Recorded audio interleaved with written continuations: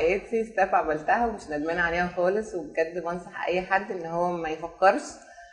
الدايت بيساعد وكل حاجه، بس الفكره ان الموضوع مش مضمون. هترجع تعمل دايت هتزهق، فكره الحرمان الكلام ده كله لا، انت في نفس الوقت بتحافظ على صحتك، بتخس، بتاكل اللي انت عايزه بكميات قليله، ما بتبقاش حاسس بالحرمان، ما فيش النفسيه ان انت تبقى متضايق وحاسس باكتئاب والكلام ده كله، لا خالص. يعني كل ما بتشوف شكلك فتره اسرع كل ما بتحس ان انت مبسوط، ان انت عايز تعمل اكتر، ان انت عايز تبقى يعني تبقى مرتاح اكتر بكتير. هايل هايل هايل هايل، ما شاء الله ما شاء الله. كويس جدا ان انت جبت سيره الاكل، ان انا مش محروم من حاجه في التكميم. انا باكل وبالتالي مفيش ترجيع خالص. لا خالص الحمد لله، ما رجعتش ولا مره الحمد لله، لان دي برضو في ناس كتير يعني عندها في ناس مفهوم. مخوفاني موضوع الترجيع، بس لا هو لا، يعني دكتور ايمان بصراحه كانت ماشيه معايا ستيب باي ستيب لما ابتديت ادخل الاكل. كلي بالراحه،